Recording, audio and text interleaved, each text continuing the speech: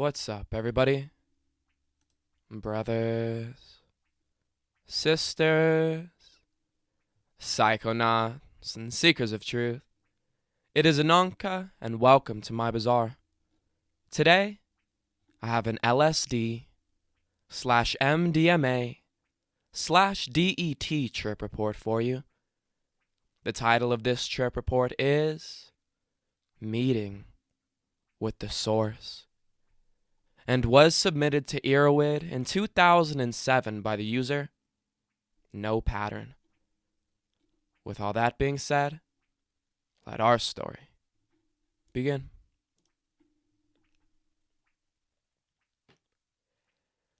Let me first begin by saying that what happened this night was not at all intentional. I met with my friend Bertrand that night in anticipation of consuming a very low quantity of LSD and having a relaxing night with a mild trip. Prior to this experience, I would say that I was fairly well traveled with a variety of natural and synthetic materials. I had been experimenting for about 5 years and had some pretty mind-blowing experiences, but nothing even remotely close to this. I arrived at Bertrand's art studio around 9 p.m. Friday night. After a few beers and a bowl of high-grade cannabis, we decided to ingest the first tab of the galactic butterfly acid. Within 30 minutes, I could definitely feel it coming on strong. We were becoming pretty silly, laughing at nothing and feeling generally euphoric. Next thing I know, Bertrand has gone downstairs to the kitchen to cut a few more hits off the sheet. He ingests a 3-strip, and I believe I took 2 more at this point. Everything is still very nice at this point. I feel a wave of energy and start to peak from the first hit. Mild patterns start to emerge from the walls and ground, and Bertrand seems very interested in studying the bowl of soup he's just heated up. After about 30 minutes of non-stop laughter in the kitchen, we headed back upstairs to listen to music. When we get back upstairs, we smoke another bowl, and Bertrand begins crushing up a pill of MDMA. I believe it was a blue Rolex or something like that. We both insufflate a nice-sized amount of the powder, and just sat back for a few minutes. Soon, the colors started becoming much more intense, and the hallucinations were wildly vivid.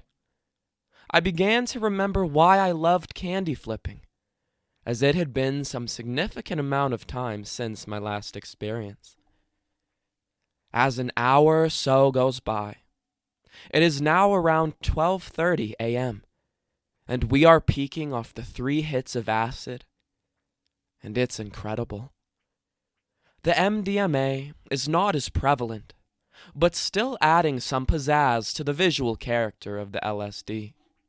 At this point, Bertrand decides to add more LSD into the mix and gave me a 3-strip, which I immediately ingested. About 30 more minutes of listening to music goes by, and we are on a whole new plane of reality now, but still in total control and having a great time.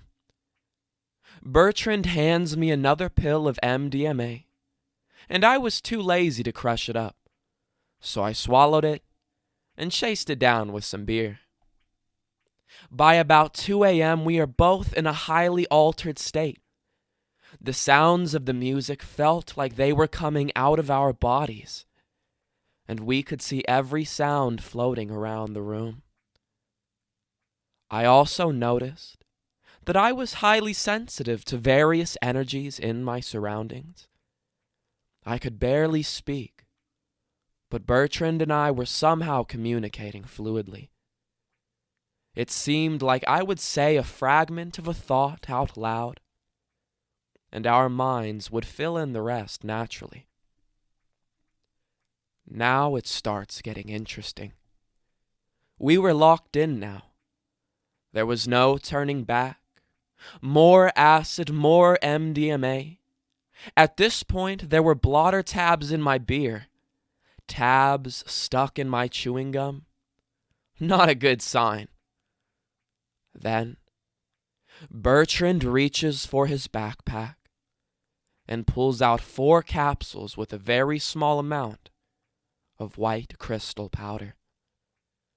He explains that it's a chemical called DET and that he has never tried it before. Like the idiots we are, we ingested 2 pills each, thinking the trip couldn't get any more intense. 30 minutes after ingesting the DET, we were no longer tripping. For those of you that have experienced this, you know exactly what I mean. The experience shifted from an extremely intense candy flip to a full-on sensory experience in my head. I forgot I even took any drugs. I felt completely lucid, and everything started making sense. The associative tendencies of my thoughts were extremely dialed into a seemingly greater flow of energy. I realized that it didn't matter if I lived or died, because myself was eternally connected to whatever else is out there. It's now about 4 a.m., and we ingested a few more tabs of the LSD because we didn't think we were tripping anymore. In an effort to reinstate the experience, we made the worst decision ever: to get in a car and start driving around.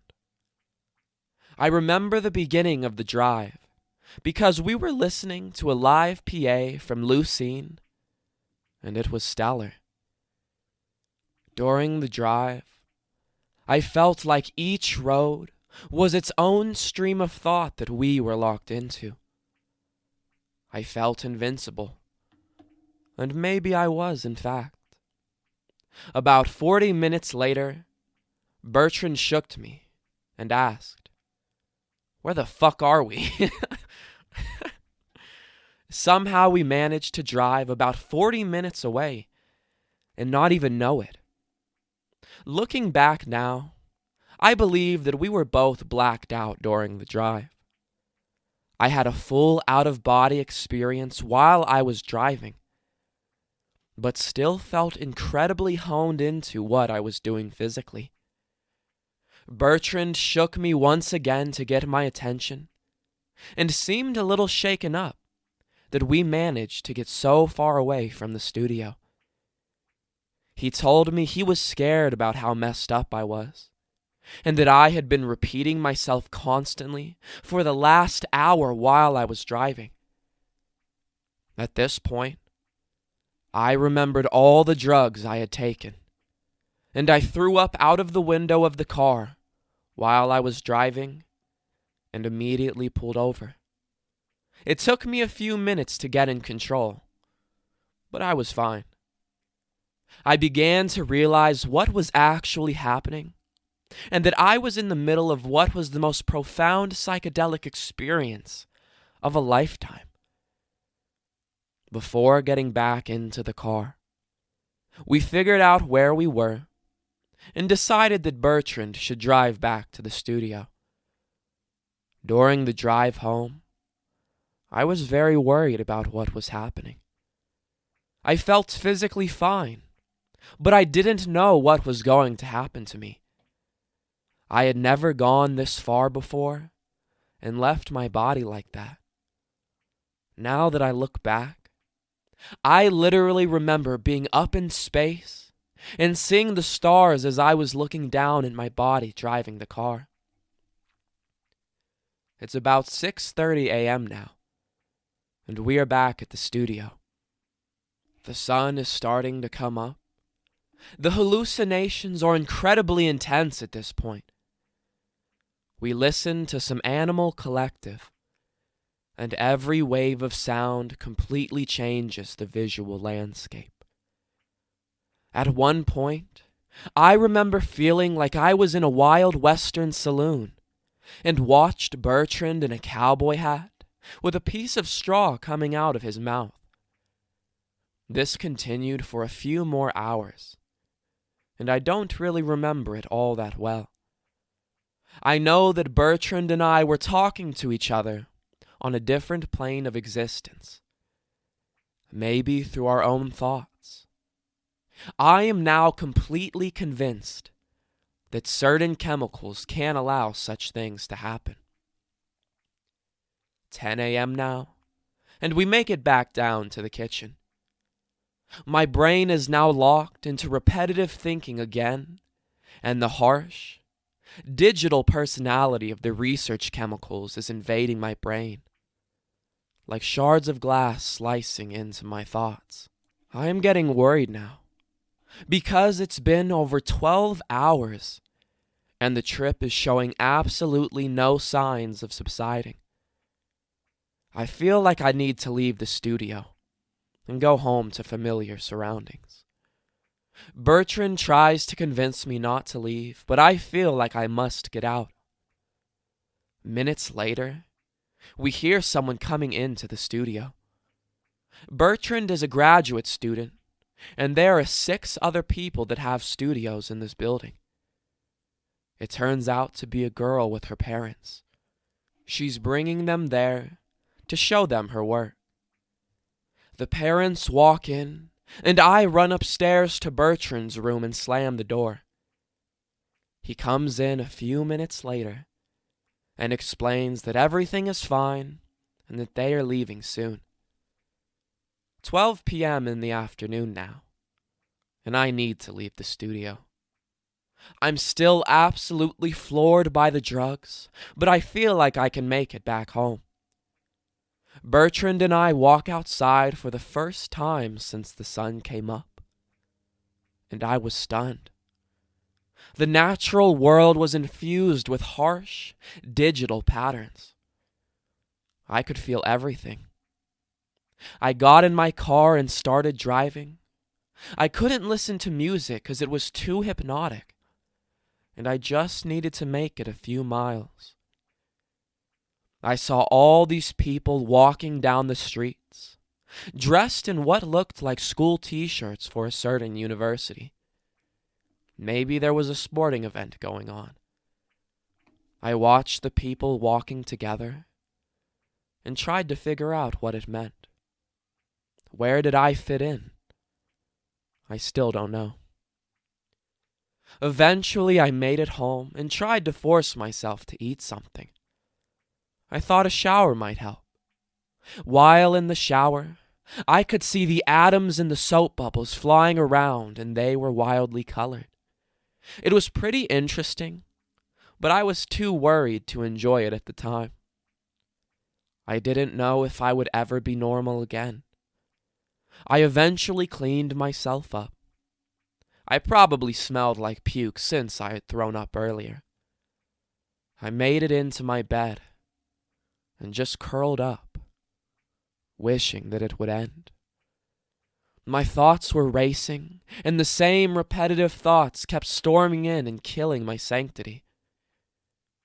It's now about 6 p.m. the next day, and I'm still hallucinating, but haven't consumed any drugs in at least 12 hours.